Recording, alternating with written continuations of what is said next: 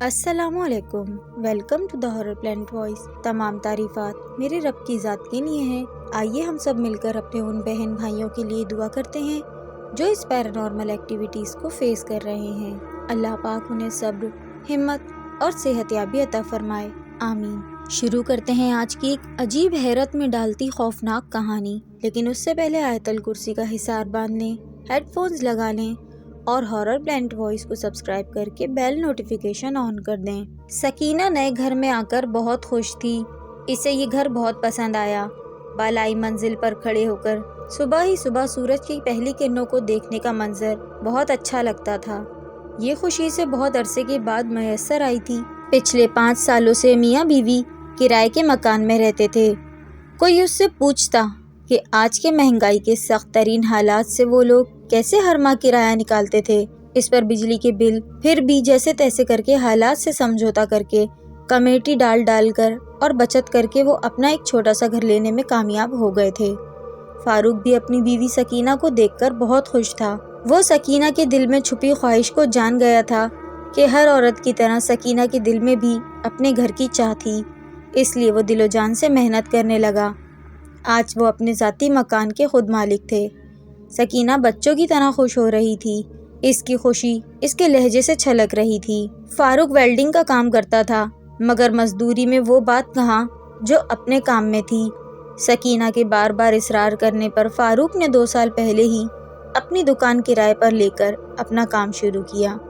تھوڑے ہی دنوں میں اس کی دکان چل نکلی۔ یوں اس نے 2 سال کے عرصے میں اپنا مکان خرید لیا۔ ان لوگوں کو نئے گھر میں شفٹ ہوئے 1 ماہ گزر گیا تھا اور سکینہ نے تو پاس پڑوس کی سہیلیاں بھی بنا لی تھیں۔ صابرہ، سلمیٰ، نادیہ اور نورین سبھی بہت اچھی تھیں۔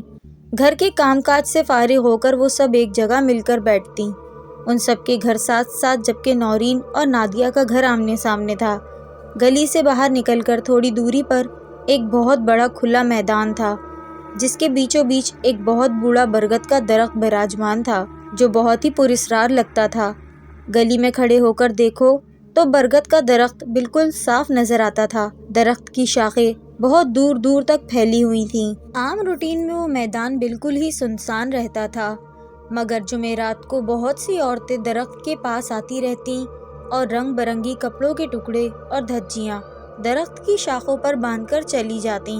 پہلے پہل تو سکینہ اس درخت کو دیکھ کر بہت حیران ہوئی کہ اس پر رنگا رنگ ہرے، نیلے، لال، پیلے رنگ کے کپڑے کون باندھ کر جاتا ہے۔ یہ سوال اس نے صابرہ سے کیا، جو اس نے جواب دیا کہ یہ بہت ہی پرانا درخت ہے، اس پر کپڑا باندھ کر جو بھی منت مانی جائے تو وہ پوری ہو جاتی ہے۔ وہ سب روزانہ ہی مل کر بیٹھتیں اور نت نئے موضوع پر گفتگو کرتیں اور بات بات پر کھلکھلانے لگتیں۔ ایک دن وہ سب مل کر بیٹھی ہوئی تھی کہ اچانک ہی ان کی باتوں کا ذکر درخت پر آ کر رک گیا۔ ہر کوئی اس درخت کے بارے میں نئی بات سنا رہی تھی۔ ان چاروں کا کہنا تھا کہ ہم نے تو آج تک بھی کوئی منت نہیں مانی، اگر مانگنا ہی ہے تو اللہ سے مانگنا چاہیے، یہ تو ہم پرست لوگوں کا کام ہے، ہمیں نماز پڑھ کر اللہ سے مانگنا چاہیے۔ بس کچھ لوگوں کی رائے اس درخت کے لیے بہت کچھ تھی، اور ان لوگوں کا کہنا تھا کہ یہ درخت خونی ہے، جہاں سب کی مرادیں پوری کرتا ہے تو وہیں ان کا سب کچھ چھین بھی لیتا ہے۔ کچھ لوگوں کا یہ بھی کہنا تھا کہ کچھ بھی ہو، یہ درخت ان کی مراد پوری کرتا ہے، اور سچ بھی یہی تھا کہ واقعی جس چیز کی منت مانتے تھے وہ پوری ضرور ہوتی تھی۔ غرض کے جتنے منہ اتنی ہی باتیں۔ سکینہ کچھ تو ہم پرست واقع ہوئی تھی، ویسے تو اس نے کبھی اس قسم کی منت نہیں مانی تھی، مگر سکینہ کے دل میں یہ بات بیٹھ گئی کہ کیا ہوا اگر میں کچھ اس درخت سے مانگ کر دیکھ لوں تو۔ ان چاروں کے سامنے وہ خاموش ہی رہی، مگر روز گزرتے دن کے ساتھ وہ بے چین ہو رہی تھی اور جمعرات کا انتظار کر رہی تھی۔ پھر یہ بھی سوچ رہی تھی کہ کیا منت مانوں، اس کے پاس تو بہت کچھ تھا۔ اللہ جتنا انسان کو دیتا ہے وہ اس سے زیادہ کی تمنا کرنے لگتا ہے۔ انسانی فطرت بس اپنی خواہشات کا حصول ہے۔ اگر اسے دولت مل جائے تو وہ اس سے زیادہ کی طلب کرتا ہے، اگر اسے محبت مل جائے تو وہ اس سے زیادہ کی خواہش کرنے لگتا ہے، اگر اسے مقدر کا اختیار مل جائے تو انسان جنت کی خواہش کرنے لگے۔ دن گزرے اور جمعرات آئی۔ سکینہ چادر لپیٹے منہ ڈھانپ کر درخت کے پاس پہنچ گئی۔ عورتیں عموماً صبح 8 بجے سے درخت کے پاس آنا شروع کرتی تھیں۔ وہ درخت کے پاس آ کر خوفزدہ بھی ہوئی، پھر بھی درخت پر اپنے دوپٹے کا تھوڑا سا حصہ باندھتے ہوئے بولی، فاروق کا کاروبار پھیل جائے۔ کام تو فاروق کا بالکل ٹھیک تھا، مگر جس دکان میں وہ کام کرتا تھا وہ دکان بہت زیادہ چھوٹی تھی، بہت زیادہ تنگی ہوتی تھی۔ پھر اس نے کام کے لیے ایک لڑکا بھی رکھا ہوا تھا۔ منت مان کر سکینہ تیز تیز قدموں سے گھر آ گئی۔ ابھی اس نے فاروق کو اس بارے میں نہیں بتایا تھا، وہ اپنی منت پوری ہونے کا انتظار کر رہی تھی۔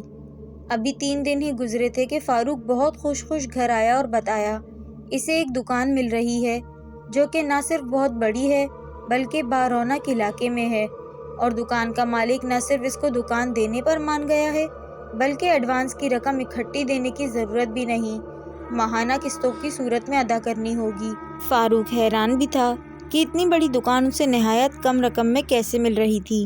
فاروق کا کام تیزی سے پھیل رہا تھا۔ اب تو فاروق نے دکان پر 4 لڑکے اور رکھ لیے تھے کام کے لیے۔ پھر سکینہ نے ایک دن فاروق کو اپنی منت کا بتایا۔ یہ سن کر فاروق کو بہت غصہ آیا اور کہنے لگا، کتنی وہمی ہو تم، جو تم منت مان رہی ہو، وہ بھی ایک درخت سے۔ سکینہ ہوش میں آؤ، ہمیں جو کچھ دیتا ہے اللہ ہی دیتا ہے۔ فاروق کے بگڑتے ہوئے موڈ کو دیکھ کر سکینہ خاموش ہو گئی، مگر اس کے دل میں یہ بات گھر کر گئی تھی کہ اس کی درخت سے مانی ہوئی منت پوری ہوئی ہے، اور اس طرح سکینہ اس درخت کی پیروکار بن گئی۔ پھر کچھ دن گزرے کہ ایک دن پھر سکینہ جمعرات کی صبح کو خود بخود درخت کے قریب پہنچ گئی۔ وہ حیران تو ہوئی مگر پھر اور ایک منت مان بیٹھی۔ کچھ دن پہلے اس کے گھر صابرہ، سلمیٰ، نادیہ اور نورین آئی تھیں، تو باتوں باتوں میں ذکر چلا۔ نادیہ بولی، سکینہ تمہارے پاس 15,000 روپے ہیں تو کچھ دنوں کے لیے وہ مجھے دے دو، مجھے ضرورت ہے۔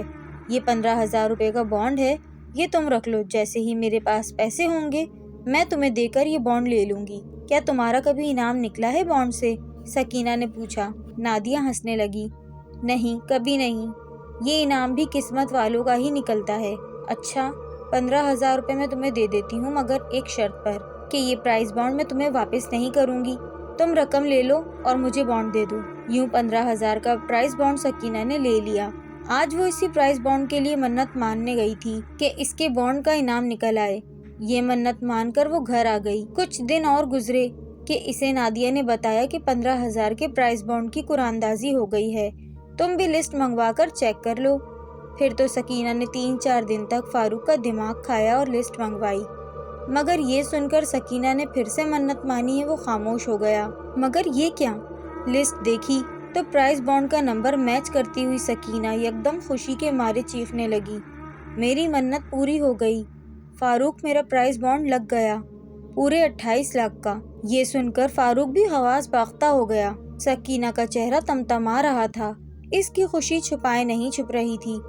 دیکھا، میں نہ کہتی تھی کہ وہ درخت مرادیں پوری کرتا ہے، پہلے بھی تمہارے کام کے لیے میں نے منت مانی تھی، وہ بھی پوری ہوئی، اور دیکھو دیکھو دیکھو یہ انعام نکلا ہے، خدا تو کتنا مہربان ہے۔ اب کی بار تو فاروق بھی خاموش ہو گیا اور سوچنے لگا کہ کیا واقعی ایسی بات ہے۔ پھر اگلے دن ہی وہ بینک گیا اور انعام کی رقم لے آیا۔ اس بارے میں اس نے سکینہ کو بھی ہدایت دی کہ وہ انعام کے بارے میں کسی سے ذکر نہ کرے۔ انعام کی رقم کو انہوں نے بڑی حفاظت کے ساتھ الماری میں لاک لگا کر رکھ دیا۔ ان دونوں کا ارادہ ان پیسوں سے بڑا گھر خریدنے کا تھا۔ اب تو انہیں یہ اپنا گھر بہت چھوٹا لگتا تھا۔ اس بارے میں، یعنی گھر خریدنے کے بارے میں، وہ پراپرٹی ڈیلر کو اپنی رائے بتا چکے تھے کہ بڑا سا گھر ہو جس میں کم از کم 4 کمرے تو ضرور ہوں، اور بڑا سا صحن بھی ہو، وہ ہمیں دکھاؤ۔ پراپرٹی ڈیلر کو کہہ کر وہ پرسکون ہو گئے، مگر پھر وہی ہوا جس کا ڈر تھا۔ اس طرح سے لیے گئے مال کا یہی انجام ہونا تھا۔ کچھ دن ہی سکون سے گزرے تھے کہ ایک رات سکینہ ہڑبڑا کر نیند سے جاگی۔ اس کا حلق خشک ہو رہا تھا۔ پانی۔ فاروق بھی سکینہ کی گھبرائی ہوئی آواز سن کر یکدم ہی نیند سے جاگا اور جگ میں پانی انڈیل کر سکینہ کو گلاس پکڑایا۔ اس وقت اچانک ان کے گھر کا دروازہ زور زور سے بجنے لگا۔ ایسا لگ رہا تھا جیسے کوئی دونوں ہاتھوں سے دروازے کو پیٹ رہا ہو۔ سکینہ اور فاروق یکدم ہی بوکھلا گئے۔ فاروق نے گھڑی میں ٹائم دیکھا، رات کے 3:30 بجے کا ٹائم تھا۔ اس وقت کون ہو سکتا ہے؟ فاروق اٹھتے ہوئے بولا، اچھا میں دیکھتا ہوں، تم پانی پیو۔ وہ جیسے ہی مڑا سکینہ نے اس کا ہاتھ پکڑ لیا۔ نہیں، وہی ہوگا، تم دروازہ مت کھولو، وہ ہکلانے لگی۔ تم گھبراؤ نہیں، میں دیکھتا ہوں، تم پانی پیو۔ دروازے کے پاس آیا اور دروازہ کھول دیا، مگر یہ کیا، باہر تو بالکل سناٹا تھا، دور دور تک کسی ذی روح کے آثار نظر نہ آ رہے تھے۔ گلی میں اچھی طرح دیکھتے ہوئے جو ہی اس کی نظر اس پراسرار درخت کی طرف گئی تو وہ کانپ کر رہ گیا۔ چاندنی رات پورے شباب پر تھی۔ ایک شخص جو کہ کالے لباس میں ملبوس تھا، اس نے رنگ برنگے موتیوں کی مالا گلے میں پہنی ہوئی تھی، اسے دیکھ کر قہقہا لگا رہا تھا۔ رات کے اس پراسرار ماحول میں وہ شخص قہقہا لگاتا ہوا بہت ہی بھیانک لگ رہا تھا۔ پھر دیکھتے ہی دیکھتے ایک اور خوفناک منظر رونما ہوا۔ اچانک درخت کے اوپر سے ایک رسی لٹک کر نیچے آئی، اور جیسے ہی اس آدمی نے رسی اپنے گلے میں ڈالی، رسی کو اوپر کھینچ لیا گیا اور وہ آدمی پھندے میں جھول کر رہ گیا۔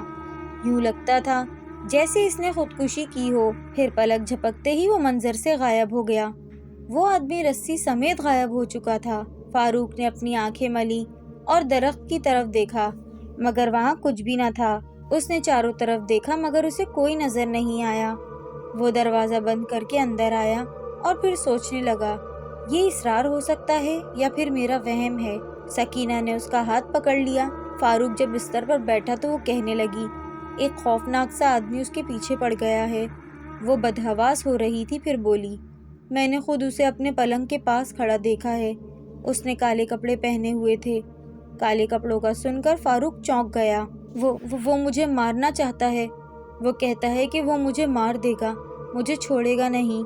وہ آگ جلا کر کچھ پڑھ رہا تھا۔ نہیں، مجھے مت مارو، سکینہ ہذیانی انداز میں چلانے لگی۔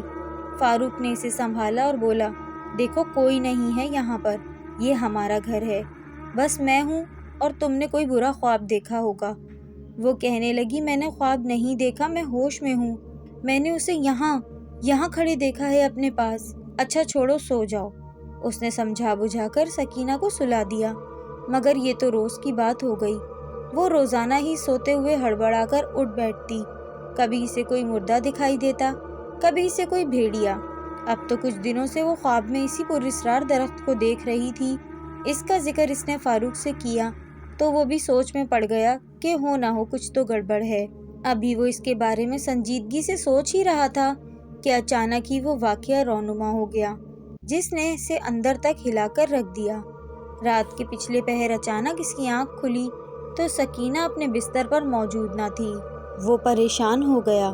اگر اسے باتھ روم بھی جانا ہوتا تھا تو وہ فاروق کو اٹھا دیتی تھی، کیونکہ باتھ روم صحن میں تھا اور اکیلے باہر جانے سے اسے ڈر لگتا تھا۔ پورے گھر میں ڈھونڈنے پر بھی سکینہ نہ ملی۔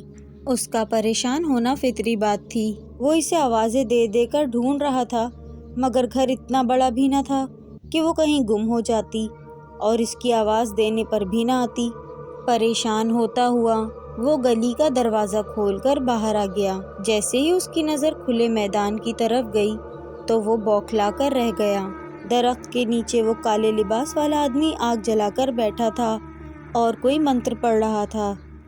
اس کے قریب ہی سکینہ ٹرانس کی سی کیفیت میں بیٹھی ہوئی تھی، جیسے اسے کسی نے ہپنوٹائز کیا ہو۔ کسی بھی مزاحمت کے بغیر فاروق نے سکینہ کو آواز لگاتے ہوئے میدان کی طرف دوڑ لگا دی۔ وہ مسلسل آوازیں دے رہا تھا۔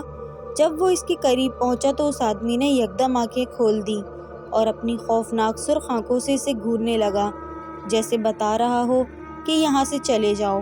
مگر فاروق اس سے بے نیاز سکینہ کو جھنجھوڑ رہا تھا۔ چلے جاؤ یہاں سے، وہ آدمی بولا۔ وہ غصے میں کسی خوفناک بھیڑیے کی مانند نظر آ رہا تھا، مگر فاروق مسلسل سکینہ کو آوازیں دے رہا تھا، سکینہ ہوش میں آؤ، اٹھو یہاں سے، یہاں کیا کر رہی ہو؟ یکدم ہی وہ شخص اٹھ کر کھڑا ہوا اور غصے میں فاروق کی طرف بڑھنے لگا۔ کیوں میری محنت برباد کر رہا ہے؟ چلا جا یہاں سے، وہ پھنکارا۔ میرا یہ آخری شکار ہے۔ اس نے سکینہ کی طرف اشارہ کیا۔ اس کے بعد میں پھر سے کالے جادو کا ماہر بن جاؤں گا۔ اس نے آگے بڑھ کر فاروق کے ہاتھ سے سکینہ کا ہاتھ چھڑانا چاہا، مگر فاروق کی گرفت بہت سخت تھی۔ یہ میری بیوی ہے، کیا کر رہے ہو تم؟ یہ سب کس لیے کر رہے ہو؟ فاروق غصے سے برہم ہو گیا، مگر وہ کچھ نہ بولا اور ہنسنے لگا۔ جانتا ہوں، سب کچھ جانتا ہوں، تم بس یہاں سے جاؤ، میں تمہارے کسی سوال کا جواب نہیں دوں گا، وہ بولا۔ اسی بحث و تکرار میں مسجد سے اذان کی آواز سنائی دی، اللہ اکبر، اللہ اکبر۔ یکدم ہی کالے لباس والا خاموش ہو گیا، پھر کہنے لگا، آج تو ٹائم ختم ہو گیا، مگر یاد رکھنا کل اس کا آخری دن ہوگا۔ اس نے سکینہ کی طرف اشارہ کیا اور غائب ہو گیا۔ سکینہ جیسے ہوش میں آ گئی۔ فاروق تم؟ میں یہاں؟ فاروق اسے کچھ بولنے کا موقع دیے بغیر اسے گھر لے آیا اور گھر آ کر ساری سے بات بتائی۔ وہ دونوں میاں بیوی بہت پریشان تھے کہ اس مصیبت سے کیسے جان چھڑائی جائے۔ اسی پریشانی میں اگلا دن بھی پورا نکل گیا۔ رات کا اندھیرا پھیلتے ہی دل کو دھڑکا لگا۔ فاروق نے اچھی طرح گھر کے دروازے کو لاک کیا۔ رات گئے تک دونوں جاگتے رہے، مگر کہتے ہیں نا، نیند تو سولی پر بھی آ جاتی ہے۔ صرف 10 منٹ کے لیے ہی فاروق کی آنکھ لگی اور وہی ہو گیا جس کا ڈر تھا۔ اچانک جھٹکے سے اس کی آنکھ کھلی تو سکینہ غائب تھی۔ وہ دیوانہ وار پاگلوں کی طرح دروازے کی طرف دوڑا اور دروازہ کھول کر میدان کی طرف بھاگا۔ جب وہاں پہنچا تو دیکھا آج بھی کالے لباس والا آگ جلائے منتر پڑھ رہا ہے۔ سکینہ کے قریب فاروق پہنچا تو اسے کسی نے زور سے دھکا دیا۔ وہ گر پڑا، پھر اٹھا اور سکینہ کی طرف بڑھا، پھر اسے دھکا لگا۔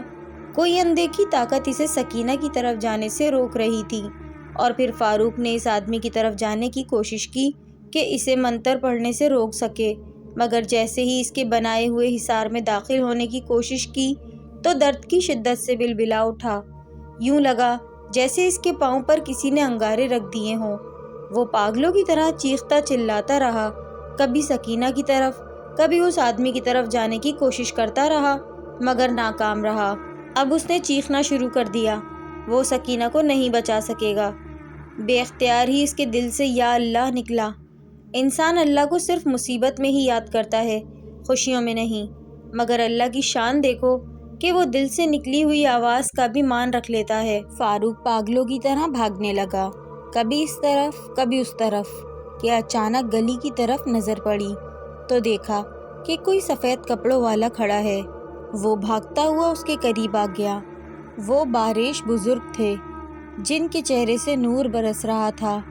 وہ بہت پر نور لگ رہے تھے۔ اچانک وہ بولے، سکینہ کو بچانا ہے تو اپنی مانی ہوئی منت کو جلا دو یا ضائع کر دو۔ فاروق کچھ نہیں سمجھا تو وہ بزرگ دوبارہ پیار سے بولے، بیٹا 18 سال پہلے یہاں ایک آدمی رہتا تھا جس کا نام مہیش تھا۔ وہ کالے علوم کا ماہر تھا۔ کہاں سے آیا، کون تھا، کوئی نہیں جانتا تھا، بس ہر وقت کالے لباس میں رہتا اور موٹے موٹے موتیوں کی مالائیں پہنے وہ ہر وقت اپنے اس درخت کے نیچے آگ جلا کر پڑا رہتا تھا۔ پھر اس کے پاس لوگ آنے لگے اپنی مرادیں لے لے کر۔ یہ سچ تھا کہ وہ لوگوں کی منتیں پوری کرتا تھا۔ لوگوں کی تعداد بڑھتی رہی، مگر یہ بھی سچ تھا کہ اگر وہ پہلے ان کی منت پوری کرتا تھا تو پھر ان سے ان کا سب کچھ چھین بھی لیتا تھا اپنی شکتیوں کو بڑھانے کے لیے۔ پہلی منت میں تو وہ کچھ نہیں کرتا تھا، مگر منت پوری ہونے کے بعد وہ لوگ دوسری منت کے لیے آتے تھے تو پوری تو ضرور کرتا تھا، مگر اس کے بعد انہیں کنگلا کر دیتا تھا، ہر چیز چھین لیتا تھا، حتیٰ کہ جان تک جانے لگی لوگوں کی۔ جب یہ بات بزرگوں کی سمجھ میں آئی تو ایک دن سارے لوگ اسے مارنے کے لیے گروہ کی شکل میں آئے۔ لوگوں نے دور ہی سے چلانا شروع کر دیا، وہ رہا، مارو اسے، مارو اسے، اسے چھوڑنا نہیں، جان سے مار دو۔ لوگ بھاگتے ہوئے اس کے قریب آ رہے تھے کہ یکدم ہی اس نے اپنی آنکھیں کھول دیں، پھر ایک منتر پڑھا جس سے درخت پر سے ایک رسی لٹک کر نیچے آئی اور اس نے گلے میں پھندا ڈال کر خودکشی کر لی۔ جب لوگ اس کے قریب پہنچے تو وہ درخت پر جھول رہا تھا، وہ مر چکا تھا۔ لوگوں نے اس کے مرنے پر شکر ادا کیا اور بہت خوشیاں منائیں۔ کچھ عرصے تک خاموشی رہی، پھر اکا دکا وہ لوگ جو کم عقیدہ تھے وہ درخت کے پاس آتے اور اس درخت سے منت ماننی شروع کر دی۔ پھر یہی ہوا کہ پہلی منت تو ضرور پوری ہوتی، مگر دوسری منت وہ 39 لوگوں کو برباد کر چکا ہے، اور 40ویں سکینہ ہے جس نے اسی درخت سے منت مانی، پھر دوسری منت بھی مانی۔ اس سے پہلے کہ وہ سکینہ کو بھی مار دے تم اس کی منت اس کی آگ میں ضائع کر دو، ورنہ وہ پھر سے زندہ ہو کر کالے علوم کا ماہر ہو جائے گا اور اب کی بار اس کا علم زیادہ طاقتور ہوگا۔ جاؤ جلدی کرو۔ یہ کہہ کر وہ بزرگ غائب ہو گئے۔ فاروق نے گھر کی طرف بھاگنا شروع کر دیا، مگر ایسا لگتا تھا کہ جیسے اسے کوئی اندیکھی طاقت روک رہی ہو۔ وہ مسلسل اللہ پاک کا کلام پڑھتا رہا اور جیسے تیسے کر کے انعام کے روپیوں تک جا پہنچا، اور پھر سارے روپے لے کر اس نے میدان کی طرف دوڑ لگا دی۔ اب اس نے دیکھا کہ وہ آدمی آگ کے پاس سے اٹھ چکا ہے اور سکینہ کے گلے میں رسی کا پھندا ڈال چکا ہے۔ فاروق نے تو نہ آؤ دیکھا نہ تاؤ، اور آیت الکرسی بلند آواز میں پڑھتا رہا۔ ہانپتے کانپتے گرتا پڑتا آگ کے الاؤ کے قریب پہنچ گیا۔ بس یہ وہ لمحہ تھا جب وہ آدمی رسی کو کھینچتا۔ اس سے پہلے ہی فاروق نے انعام کے سارے روپے آگ میں ڈال دیے۔ اس کے ساتھ ہی اس نے دیکھا کہ اس آدمی کے جسم میں بھی آگ لگ گئی اور وہ چیخنے چلانے لگا۔ آنن فانن میں وہاں سب کچھ ختم ہو گیا، کسی بھی چیز کا نام و نشان باقی نہ رہا، بس وہاں سکینہ اور فاروق کھڑے تھے۔ اتنے میں مسجد سے آواز سنائی دی، اللہ اکبر، اللہ اکبر۔ پھر ہم دونوں میاں بیوی گھر کی طرف چل دیے۔ گھر میں آ کر انہوں نے نماز فجر ادا کی اور شکرانے کے نفل بھی۔ کچھ عرصے بعد ایک صبح جب لوگ اس طرف گئے تو انہوں نے دیکھا کہ برگد کا وہ لہیم شہیم درخت جل کر خاکستر ہو کر زمین بوس ہو چکا تھا۔ یہ تھی ہماری آج کی کہانی۔ کیسی لگی آپ کو کامنٹس میں ضرور بتائیے گا۔ پسند آئے تو لائک کریں، شیئر کریں اور ہارر پلینٹ وائس کو سبسکرائب کر کے بیل نوٹیفیکیشن آن کر دیں۔